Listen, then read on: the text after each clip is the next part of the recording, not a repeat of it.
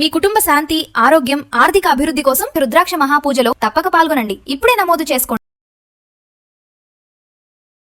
Hi viewers, India's largest digital media network Suman టీవీకి స్వాగతం. ప్రస్తుతం మనతో ఉన్నారండి globally certified POCSO and emotional intelligence trainer అనమాట. బాబు ఎన్ని సర్టిఫికేట్స్ ఉన్నాయి కదా, వారేనండి భారతి నాదెళ్ల గారు. తను ఇన్స్టాలో చాలా బాగా చెప్తారు అండి ప్రతి దాని గురించి. సో మనం బోల్డ్ అనే విషయాలు వీరిని అడిగి తెలుసుకుందాం. నమస్తే అండి. నమస్తే అండి. భారతి గారు, ఇందాక చెప్పాలి అంటేనే ఇన్ని సర్టిఫికేట్లు ఉన్నాయి.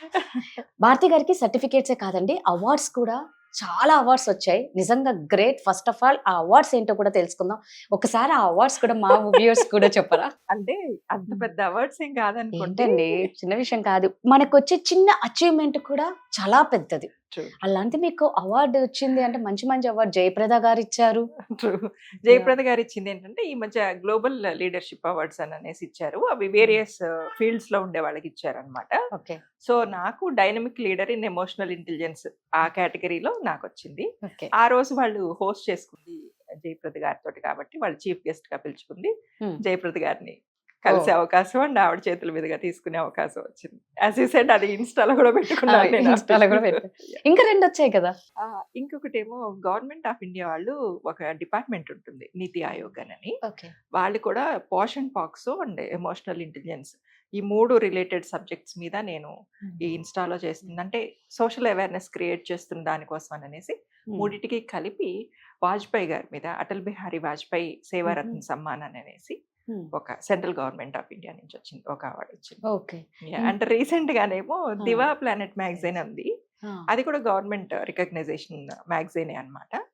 వాళ్ళు టాప్ 50 ఇన్క్రెడిబుల్ ఉమెన్ అనే ఇండియాలో వేరియస్ ఫీల్డ్స్ లో ఉన్న ఉమెన్ కి వాళ్ళు నామినేషన్స్ ఇచ్చి మమ్మల్ని ఎలక్ట్ చేసుకున్నారు. సో అందులో నాకు again top leader in emotional intelligence trainer అనుకోవచ్చు. First of all congratulations. So అయితే మామూలుగా ప్రతి ఇంట్లో మగపిల్లల కల్లా తల్లిదండ్రులకి, ముఖ్యంగా తల్లి బాగా కొంతమంది ఇళ్లలో సఫర్ అవుతూ ఉంటుంది. అంటే మగపిల్లలు చేసే చేష్టలు కొన్ని చెప్పుకోనికి ఉండవు భారతి గారు. లైక్ నాకు అసలు నాకు ఎలా చెప్పాలో కూడా అర్థం కాదు. ఎలా అడిగినా నేను చెప్తాను, అడగండి. సో అంటే వాళ్ళ పెన్నిస్ అది ఎక్కువగా పట్టుకోవడము, తర్వాత వచ్చేసి ఇప్పుడు కజిన్స్ ఉంటారు, అబ్బాయి అలా వాళ్ళు సంథింగ్ ఏదో చేస్తూ ఉన్నారు అని పాపం కొంతమంది మదర్స్ ఎవరికి చెప్పుకోవాలో తెలీదు. మా అబ్బాయి ఎందుకు ఇలా అవుతున్నాడు, ఇంత చిన్న ఏజ్ లోనే ఇలా ఉన్నాడే. ఇంకొకటి ఏంటంటే ఇంకో అబ్బాయితో అలా ఉండడం వల్ల ఆ తల్లికి ఏమన్నా పిల్లవాడు ఏమన్నా ఫ్యూచర్ లో అర్థమైంది మీరేం అడుగుతున్నారు. ఇక నేను చెప్పకపోయినా మీకు ఎందుకండి, ఫస్ట్ ఆఫ్ ఆల్ పిల్లలు ఎందుకు అలా చేస్తారు? తల్లి ఇలా భయపడుతూ ఉన్నప్పుడు ఎవరికి చెప్పుకోవాలో తెలీదు. వాళ్ళకి ఒక సొల్యూషన్ అంటూ ఎలా వస్తుంది? చిన్నపిల్లల సంగతి చెప్దాం. యూజువల్ గా ఏంటంటే చిన్నపిల్లల్లో అసలు సెక్షువల్ హార్మోన్స్ ఉండవు. దీన్ని చాలా మంది, నేను దీని మీద కూడా ఒక వీడియో చేశాను. చాలా మంది పేరెంట్స్, అంటే you don't believe, around 400 to 500 parents నాకు డిఎం చేశారు. ఫస్ట్ ఇనిషియల్ గా కొన్నే వచ్చే, తర్వాత నెంబర్ పెరిగిపోయింది. ఏంటి అంటే వాళ్ళందరూ దానికి పెట్టుకున్న పేరు ఏంటంటే మాస్టర్బేషన్ అని. మా 3 ఏళ్ల బాబు మాస్టర్బేషన్ చేసుకుంటున్నాడండి, మాకు భయంగా ఉంది, వాడిని బయటకి ఎక్కడికైనా తీసుకెళ్ళా నలుగురిలో కూడా వాడు అలా పట్టుకుని కూర్చుంటుంటే మాకు ఆక్వర్డ్గా అనిపిస్తుంది. సో మేము అసలు సోషల్ గ్యాదరింగ్స్ కూడా మానేసాము, ఏం చేయాలి, స్కూల్కి పంపించాలంటే మాకు గిల్టీగా అనిపిస్తుంది. సో ఒక్కొక్క పేరెంట్ దాని గురించి డిస్క్రైబ్ చేసిన వాళ్ళ భయం చూసిన తర్వాత నాకు అనిపించింది అనమాట, అసలు ఒక రీల్ చేసేద్దాం దీన్ని. చాలా బాగుంది. అసలు ఆ రీల్ చూసే నేను కాల్ చేశాను. ఏంటంటే పిల్లల్లో అసలు sexual hormones up to 7-8 years బాడీలో ప్రొడ్యూస్ అవ్వవు. ఓకే. సో దానికి మాస్టర్బేషన్ అనే పేరు, అడల్ట్స్ కి యూజ్ చేసే పేరు అసలు యూజ్ చేయకూడదు. కాకపోతే అది ఒక ఆర్గన్ అయినప్పుడు ప్రతి ఒక్కళ్ళకి కూడా ఆర్గన్ ఎండింగ్ లో ఏంటంటే కొన్ని నర్వ్స్ ఎండ్ అవుతాయి. ఆ నర్వ్స్ ఎండ్ అయినప్పుడు దాన్ని పట్టుకుంటే బ్రెయిన్ లో ఒక రకమైన సూదింగ్ అండ్ కామింగ్ ఎఫెక్ట్ వస్తుంది. దట్స్ వాట్ మీకు అడల్ట్ అయిన తర్వాత కూడా అవుట్ ఆఫ్ సెక్స్ మీకు ప్లెజర్ వచ్చేదానికి రీజన్ అదనమాట. సో పిల్లలకి తెలియకుండానే వాళ్ళు ఏంటంటే అదొక ఆబ్జెక్ట్, నాకు అక్కడ ఏదో డిస్టర్బెన్స్ గా ఉందని కొంతమంది పిల్లలు అనుకుంటారు. కొంతమంది పిల్లలు ఏదో సరదాగా మొదలు పెడతారు దాన్ని పట్టుకోవడం. పట్టుకున్నప్పుడు వాడికి ఆటోమేటిక్ గానే అక్కడ కొంచెం సూదింగ్ గా కామింగ్ గా అనిపించేసరికి అది అలవాటు కిందకి మారుతుంది.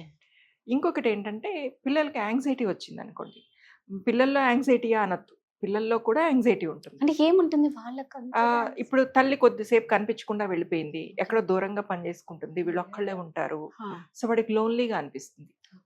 లేకపోతే అమ్మా నాన్న గొడవ పడుతూ ఉంటారు, వీడికి యాంగ్జైటీ వస్తుంది. అంటే సంథింగ్ వాడికి కంఫర్టబుల్ గా లేని కండిషన్ ఒకటి ఇంట్లో జరుగుతుంది, అప్పుడు పిల్లల్లో డెఫినెట్ గా యాంగ్జైటీ అనేది ప్రొడ్యూస్ అవుతుంది అనమాట. అత్తగారు మామగారు ఇట్లా జాయింట్ ఫ్యామిలీస్ ఉండే చోట అయితే మెయిన్ పిల్లలకి ఏంటంటే తల్లి వాళ్ళ first source of affection and emotions. Right. So తల్లి ఎక్కడైనా కంఫర్టబుల్ గా లేదు అంటే పిల్లలకి ఆటోమేటిక్ గానే యాంగ్జైటీ వస్తుంది. ఇది అందరూ గుర్తుపెట్టుకోవాలి. సో ఒకవేళ హస్బెండ్ వైఫ్ ని ఏమన్నా మిస్ట్రీట్ చేస్తున్నా, లేకపోతే ఈ ఇన్లాస్ కూడా కోడలతోటి కొంచెం వాళ్ళ బిహేవియర్ సరిగా లేకపోయినా, తల్లిలో వచ్చే ఆ డిఫరెన్సెస్ వల్ల పిల్లలు యాంగ్జైటీ ఫీల్ అవుతారు. యాంగ్జైటీకి రీజన్స్ ఏంటి అని అన్నారు కదా, యాంగ్జైటీ ఫీల్ అవుతారు. అంటే లోన్లీనెస్ ఉంటుంది కొంతమంది పిల్లలకి. హస్బెండ్ అండ్ వైఫ్ ఇద్దరు వర్క్ చేస్తూ ఉంటారు, ఈ పిల్లలు ఒక్కళ్ళే ఉంటారు. సో అట్లాంటి కండిషన్స్లో, లోన్లీ కండిషన్స్లో అసలు ఏమీ తోచలేదు అనుకోండి, వాడు దాన్ని బట్టి కూర్చొని ఆడుకుంటూ ఉంటాడు అంతే. సో అంతకు మినహాయించి దానికి అసలు మాస్టర్బేషన్ అనేది చాలా పెద్ద మాట అన్నమాట. చెప్తుంటే అంతే. తర్వాత ఇంకొకటి ఏంటంటే ఆ పిల్లల్లో ఈ ఇద్దరు పిల్లలు ఉన్నారనుకోండి, అమ్మాయి అబ్బాయి ఉన్నారనుకోండి, ఆడపిల్ల కూడా ఏం చేస్తుందంటే తనకు లేని ఆర్గన్ ఏదో ఒకటి అన్నయ్యకో తమ్ముడికో ఉంది అని దానికి బాడీ ఎక్స్ప్లోర్ చేస్తూ ఉంటారు కదా వాళ్ళు. సో ఏదో వీడికి తేడాగా ఉంది ఇక్కడ. మీరు పల్లెటూళ్ళలోనో లేకపోతే ఇప్పుడు కూడా ఎవరినైనా నోటీస్ చేస్తే ఈ చిన్న పిల్లలు వెళ్ళి వాడిని ఇట్లా కొట్టొస్తూ ఉంటారు అన్నమాట. సో అప్పుడు కూడా పెద్దవాళ్ళు 2 దెబ్బలు వేయడము, అవును అట్లా చేయకూడదు అని అంటారు. బట్ మీరు 2 దెబ్బలేసి పిల్లల్ని లాగేస్తే ఏమవుతుందంటే వాళ్ళకి ఆ క్యూరియాసిటీ పెరుగుతుంది. వీళ్ళు ఏదో కొడుతున్నారంటే పిల్లలు ఎప్పుడు మీరు వద్దన్న పనే చేస్తారు, గుర్తుపెట్టుకోండి. మీరు వద్దు అన్నారంటే వాళ్ళలో ఆ రిజిడిటీ పెరుగుతుంది.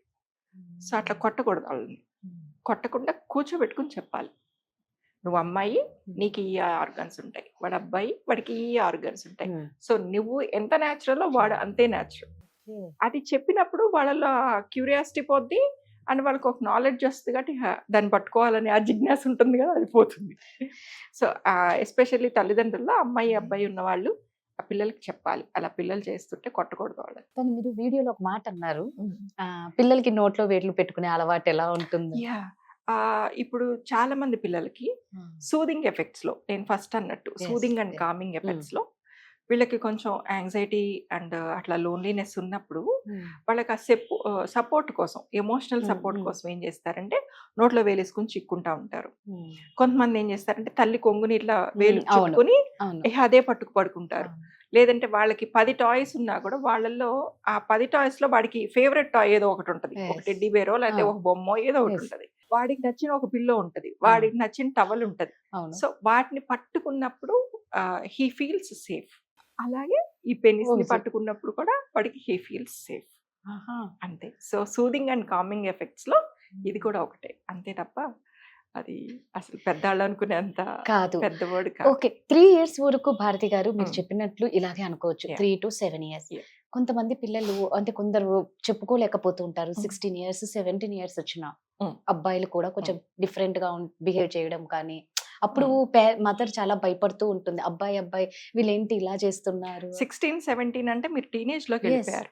టీనేజ్ లోకి వెళ్ళిపోయారంటే వాళ్ళలో డెఫినెట్ గా సెక్షువల్ హార్మోన్స్ వచ్చేసి ఉంటాయి. Okay, so that is masturbation. మరి సూదింగ్ కామింగ్ ఎఫెక్ట్ కాదు, సూదింగ్ కామింగ్ అంటే చిన్న పిల్లల్లో మనం డివైడ్ చేసింది వేరు, ఇది వేరు. దిస్ ఇస్ నార్మల్ మాస్టర్బేషన్ అంతే. అంటే దీని వల్ల తల్లి 1,00,000 ఆలోచిస్తదండి. ఎందుకు అంటే ఒక గే లాగా అయిపోతాడేమో నా కొడుకు. మాస్టర్బేషన్ చేసుకున్నంత మాత్రాన్ని గే అవ్వాల్సిన అవసరం ఏమీ లేదు. That is entirely different and it is entirely different. Okay, అంటే ఇద్దరు కజిన్స్ కలిసి, అంటే నేను ఒక చోట విన్నాను అనమాట, ఇద్దరు కజిన్స్ అబ్బాయిలు కలిసి ఒకలాగా చేస్తున్నారు, అదేదో తల్లి చూడకూడదు దాకా చూసింది, అది నిజమా కాదా అన్న సందేహంలోనే ఆ తల్లి ఈ రోజుకి ఉందట. ఇప్పుడు నేను మళ్ళీ ఇక్కడ మీకు డివైడ్ చేసి చెప్తా చూడండి. మీరన్న కజిన్స్ నాకు తెలిసి అరౌండ్ 10-11 years అయి ఉండొచ్చు. బిట్వీన్ 9 to 11 years పిల్లల్లో బాడీ పార్ట్స్ ని ఎక్స్ప్లోర్ చేయాలన్న ఒక రకమైన క్యూరియాసిటీ వస్తుంది.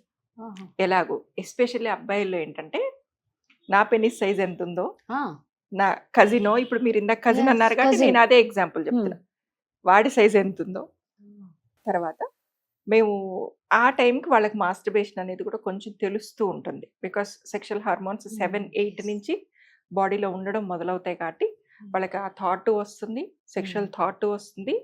అండ్ దాంతో మాస్టర్బేషన్ చేసినప్పుడు వాళ్ళకి సెమెన్ కూడా రిలీజ్ అవుతుంది. ఓకే. సో వీళ్ళలో కాంపిటీషన్ కూడా వస్తుంది పిల్లల్లో. కాంపిటీషన్. అంటే నీకు ఎన్ని మినిట్స్కి నీకు ఆ. 7 రిలీజ్ అవుతుంటే నాకు ఎన్ని మినిట్స్లో 7 రిలీజ్ అవుతుంది. So curiosity, competitive nature, exploring, body organs గురించిన ఎక్స్ప్లోరింగ్, ఇవన్నీ కూడా ఆ పర్టికులర్ ఏజ్ లో ఉంటాయి. ఓకే. మీరు అన్నట్టు ఆవిడ చూసింది బహుశా ఇద్దరు కజిన్స్ మధ్య జరుగుతున్న ఇది. అమ్మ ఇది మీరు అబ్బాయిల గురించి చెప్పారు, ఎందుకు అమ్మాయిల్లో నీ బ్రెస్ట్ సైజ్ ఎంత నా బ్రెస్ట్ సైజ్ ఎంత అని మాట్లాడుకునే కజిన్స్ లేరా? ఎస్ ఉన్నారు. రైట్, ఉన్నారు ఖచ్చితంగా. దాన్ని మీరు తప్పుగా తీసుకున్నప్పుడు దీన్ని ఎందుకు తప్పుగా తీసుకున్నారు? అదే చెప్తున్నాను కదా, ఇద్దరు అబ్బాయిలు ఉండేసరికి పాప అంటే నేను అది మెసేజ్ చదివి నేను మిమ్మల్ని అడగాలి అనుకున్నా. దాని గురించి కంగారు ఏం అక్కర్లేదు. అదే ఇక కంప్లీట్ టీనేజ్ కి వచ్చేసాక, Okay. 16-17 ఇయర్స్, 20+ వచ్చేసాక ఇంకా అన్మ్యారీడ్ Yeah. ఉన్న పిల్లల్ని, ఎందుకంటే తల్లి మనం పిల్లల గురించి Yes. అవును, మాట్లాడుకుంటాం. అవును. అలాంటి కండిషన్స్ లో తల్లి చూసినప్పుడు Hmm. ఇక్కడ అందుకనే ప్రైవసీ అనేది ఒకటి ఉంటుంది, బోర్డర్స్ అనేవి ఒకటి ఉంటాయి. Hmm. మీరు తల్లి అయినంత మాత్రాన డోర్ నాక్ చేయకుండా నీ కొడుకు రూమ్ లోకి నువ్వు వెళ్ళకూడదు. మీకు తెలియదు కదా వాళ్ళు ఏ కండిషన్స్ లో ఉంటారు. That is a very normal act. దాన్ని చూసి మనం కంగారు పడిపోయి పిల్లల్ని 4 దెబ్బలేసేసి సైకాట్రిస్ట్ దగ్గరికి తీసుకెళ్ళిపోయేసి ఇన్ని పనులు ఏమీ చేయక్కర్లా. మీకు ఆకలి ఎలా వేస్తుందో, నిద్ర ఎలా వస్తుందో, ఒక సెక్షువల్ థాట్ కూడా అలాగే వస్తుంది. అంతే, అంతకు మినహాయించి ఏమక్కర్లా. బట్ ఎప్పుడు మీరు దాని మీద కొంచెం అవేర్నెస్ తెచ్చుకుని డాక్టర్ దాకా తీసుకెళ్ళాలి అంటే, ఇక వాడి రొటీన్ అంతా డిస్టర్బ్ అయిపోయి పొద్దున్న లేచిన దగ్గర నుంచి రాత్రి పడుకోపోయే వరకు స్కూల్కో కాలేజ్కో వెళ్ళడం, లేకపోతే నార్మల్ వేరే రొటీన్స్ ఉంటాయి Yes. కదా ఇంట్లో Ah. కానీ బయట కానీ, అవి ఏవి చెయ్యకుండా Okay. కేవలం రౌండ్ ద క్లాక్ ఇంకా దాని మీదే వాళ్ళ కాన్సన్ట్రేషన్ ఉంది అన్నప్పుడు మాత్రం ఒకసారి డాక్టర్ దగ్గర చూపించడం అవసరం. ఇలాంటి కండిషన్ లో ఉన్నప్పుడే డాక్టర్ దగ్గర అబ్సెషన్ ఉంటుంటే, దాని మీదే Okay. అబ్సెషన్ ఉంటుంటే అప్పుడు అదర్వైజ్ ఏదో అదే ఒక్కసారి అట్లా కానీ వెళ్ళినప్పుడు sudden తల్లికి గా చూస్తే కనిపించారు. భయం, ఎవరికి చెప్పాలో తెలియదు పాప, ముఖ్యంగా తల్లుల టెన్షన్ ఇది. అలాంటప్పుడు తండ్రి దగ్గర కూర్చోబెట్టుకుని చెప్పాలి డెఫినెట్ గా. బికాస్ తల్లి ఎంత లేదన్నా తల్లి అక్కడ సెక్షువల్లీ వాళ్ళిద్దరు Yes. డివైడ్ అయ్యారు కాబట్టి Right. జెండర్లలో. సో అమ్మ మాట్లాడడానికి కొంచెం Yes. మొహమాట పడుతుంది.